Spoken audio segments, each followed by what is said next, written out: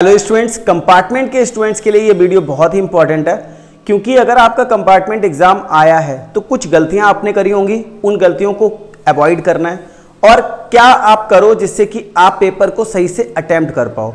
क्योंकि सिर्फ कंपार्टमेंट आने का रीज़न ये नहीं है कि आपने पूरे साल पढ़ा नहीं या आपने केयरलेसनेस करी, ये भी मिस्टेक आपकी हो सकती है कि पेपर आपने सही से अटेम्प्ट ना किया हो। तो आपको परेशान नहीं होना है, आपको सीबीएसई ने एक दूसरा चांस दिया है और उस चांस को आपको पूरी तरीके से यूज करना है अगर आप अपना पूरा साल बचाना चाहते हो। उसमें कुछ चीज़ें आपको समझनी पड़ेंगी कि जैसे अगर आप कंपार्टमेंट का एग्ज़ाम देने जा रहे हो, ठीक है, तो आपको पेपर कैसे अटेम्प्ट करना है वो मैं आपको इस वीडियो में बताऊँगा कि कैसे आप पेपर अटेम्प्ट कर सकते हो। सबसे जो पहला पॉइंट है वो यही है, जो आपने हो सकता है गलती भी करी हो, वो आपकी मिस्टेक भी हो सकती है मेन एग्जाम की, कि don't start with difficult question. Don't start with difficult question का मतलब है कि आपका पूरा पेपर है, ठीक है, आपके पेपर में बहुत सारे क्वेश्चंस होंगे, अगर आप टफ क्वेश्चन से स्टार्ट करते हो, ठीक है, तो आपकी स्टार्टिंग में मिस्टेक हो जाएगी। तो जो कॉपी आपकी चेक करेगा उसको भी लगेगा कि इन्होंने तो सब पूरा गलत कर रखा होगा, फ्रस्ट्रेशन उसके माइंड में भी आएगी। आपने स्टार्टिंग में डिफिकल्ट क्वेश्चन करा तो आपकी कटिंग भी होगी, गलत भी होगा।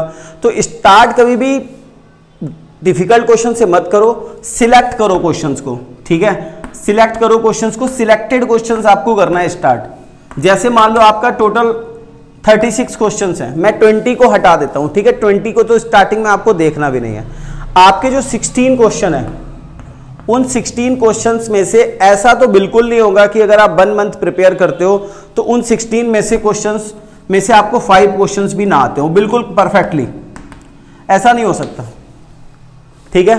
अगर आपको 5 क्वेश्चंस भी आते हुए तो आप ये मानो कि आपके 20 मार्क्स तो बिल्कुल श्योर हो जाएंगे।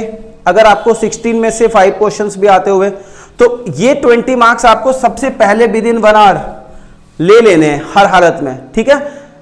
किसी भी कंडीशन में ऐसा नहीं हो सकता कि अगर आप प्रिपेयर करो तो आपको सॉलिड तरीके से 5 क्वेश्चन ना आते हो। अगर आप प्रिपेयर कर रहे हो तो आते होंगे आपको, वो कौन कौन से हैं, कौन से आते होंगे, कौन से नहीं आते, ये भी आपको पहले से पता होना चाहिए। ये मैं अब यहां पर टॉपिक की बात मैं नहीं करूंगा कि आपको यही टॉपिक पढ़ना, वो सब मैं आपको ऑलरेडी बता रहा हूं रेगुलर बेसिस में। यहां पे सिर्फ पेपर की बात, तो आपको सबसे पहले सिलेक्टेड क्वेश्चंस करने हैं, टफ क्वेश्चन से स्टार्ट नहीं करना, ठीक है। नंबर 2, आपको दूसरी बात ये याद रखनी है कि जो क्वेश्चंस हैं, आपका क्वेश्चन पेपर है, ये सिलेक्टेड क्वेश्चन करने के बाद आपको क्वेश्चन पेपर पूरा रीड करना है प्रॉपरली। अब ये बात तो आपको लगेगा कि ये कौन सी नई बात है, ये तो मुझे सब बताते हैं। अब रीड प्रॉपरली का मतलब जानते हो क्या होता है? सिर्फ ये नहीं कि आपने क्वेश्चन पेपर को रीड, क्वेश्चन कई बार वही आता है जो आपने कर रखा होता है, बट वो क्वेश्चन थोड़ा बहुत चेंज होता है। तो अगर जब आप 1 से 2 बार उसको पढ़ते हो तो आपको समझ आ जाता है, और अगर आप पहली बार में डर गए तो फिर आप क्वेश्चन को अटेम्प्ट नहीं कर पाते हो। तो आपको पेपर को प्रॉपरली रीड करना है। जो भी क्वेश्चन आप पढ़ रहे हो, अगर आपको एक बार में समझ नहीं आता, 2 से 3 बार में समझना है। बहुत बड़ी मिस्टेक ये है, अगर आपको एक बात तो पक्का है कि आप 80 आउट ऑफ 80 तो नहीं के लिए ट्राई तो नहीं कर रहे हो, ये बात तो श्योर है। ये इसको प्रैक्टिकली आपको जानना है, ये नहीं सोचना है कि 80 आउट ऑफ 80 के लिए आप प्रिपेयर कर रहे हो, कि आपने अगर 3 बार क्वेश्चन को रीड कर लिया तो आपका पेपर छूट जाएगा। आपका जो टारगेट होगा मैक्सिमम टू मैक्सिमम, अगर आपका किसी मेडिकल रीजन की वजह से या किसी अदर रीजन की वजह से कंपार्टमेंट नहीं आया है, पेपर आपने प्रॉपर सही तरीके से दिया था, बट आपको मैथ में उतना इंटरेस्ट नहीं है, या आपको मैथ उतना पसंद, या फिर आपको मैथ उतनी नहीं आती है, तो आपका maximum to maximum target 50 marks होगा डायरेक्ट। अगर मैं बिल्कुल रियल बात अगर आपसे बोलूं तो 50 मार्क्स में आपको एक बात तो पक्की है कि अगर आप सिलेक्टेड क्वेश्चंस करते हो आपके 50 मार्क्स आ सकते हैं, लेकिन आपको जो मिनिमम रिक्वायरमेंट है वो 27 है। तो आपकी जो फाइट है वो 27 और 50 के बीच की है। इसको अगर आपको इससे कम आपके आ गए तो आप समझ लो फिर आपका तो यार बेकार हो जाएगा।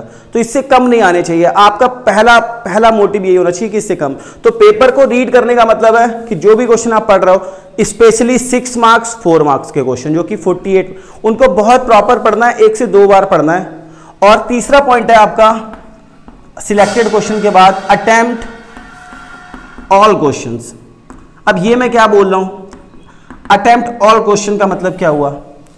अटेम्प्ट ऑल क्वेश्चन का मतलब हुआ कि आपको जब लास्ट में आपका, जैसे आपका ये 2 आवर में ये वर्क हो जाना चाहिए, फिर जो लास्ट का 1 आवर बचेगा उसमें कम से कम बहुत सारे ऐसे क्वेश्चन होंगे जो आपको नहीं आते होंगे, लेकिन आप जब प्रिपरेशन कर रहे होगे उसके बारे में थोड़ा थोड़ा आपको जरूर आता होगा।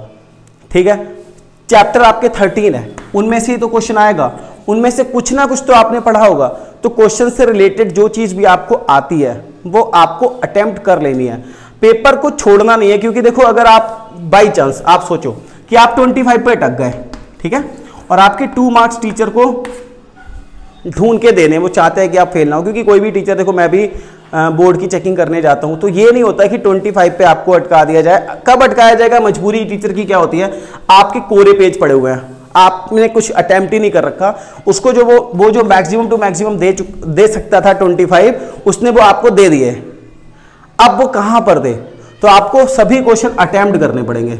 अच्छा, अटेम्प्ट करने का मतलब ये नहीं होता, बहुत सारे बच्चे क्वेश्चन उतार देते हैं, क्वेश्चन उतारने से आपको क्या मिलेगा, टीचर बेवकूफ नहीं है जो आपको क्वेश्चन पे मार्क्स दे दे, आपको उस क्वेश्चन से रिलेटेड कुछ ना कुछ लिखना है। अगर आप उस क्वेश्चन से रिलेटेड कुछ ना कुछ लिखोगे तो आपको कुछ मार्क्स मिलने के चांस हैं, स्पेशली जब आप पासिंग मार्क्स के बहुत क्लोज होगे। ठीक है, स्पेशली जब आप पासिंग मार्क्स के बहुत क्लोज होगे तो आपको हर एक क्वेश्चन अटेम्प्ट करने पे मार्क्स मिलेगा। नंबर 4 पॉइंट जो है वो है इन बिगिनिंग, मतलब इन स्टार्टिंग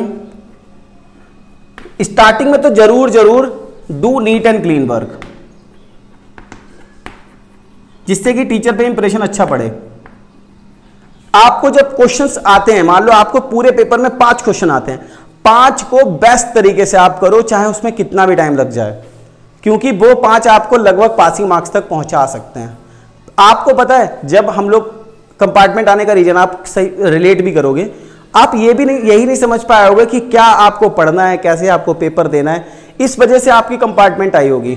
ठीक है, अगर आपकी अभी कंपार्टमेंट आ गई है तो उन मिस्टेक्स को ही दूर करना है, वो ये सब मिस्टेक्स अगर आप बचाते हो, आप अपना फिक्स टारगेट रखते हो, आपको गोल अपना क्लियर होता है कि आपको इन दोनों के बीच में मार्क्स चाहिए, इससे कम तो किसी हालत में नहीं चाहिए, तो पहले तो 27 की प्रिपरेशन होनी चाहिए। तो स्टार्टिंग के क्वेश्चन नीट एंड क्लीन करो, जब आप नीट एंड क्लीन करोगे तो आगे भी आपके मार्क्स मिलने के चांस बढ़ जाएंगे। और लास्ट में जब आपका टाइम ओवर होने वाला हो तो आप जितने भी आपके कोई भी MCQ है या कोई भी क्वेश्चन है, आपका छूटा नहीं होना चाहिए। अगर आप स्टार्टिंग के क्वेश्चंस अच्छे से करके आओगे और आउट ऑफ 36 क्वेश्चन सिर्फ अटेम्प्ट करके आओगे, आप पास हो जाओगे। मैं समझ सकता हूं कि इस टाइम पर आप कितना परेशान होगे, और उसी को समझते हुए मैं आपकी रेगुलर हेल्प भी कर रहा हूं, काफ़ी एक्स्ट्रा टाइम देकर भी हेल्प कर रहा हूं, क्योंकि मेरी क्लासेस वगैरह भी रहती हैं। तो उसके बाद मेरा सिर्फ पर्पज़ यही है, क्योंकि आई कैन फील कि तुम्हें क्या लग रहा होगा इस टाइम पर, कितना तुम बुरा फील कर रहे होगे, और तुम्हें बस ये 30 डेज के अंदर जो भी टाइम, 30 भी नहीं शायद बचा हुआ है, उस दिनों में ये सब कुछ बदल देना है। मैं पूरा सपोर्ट आपका करूंगा।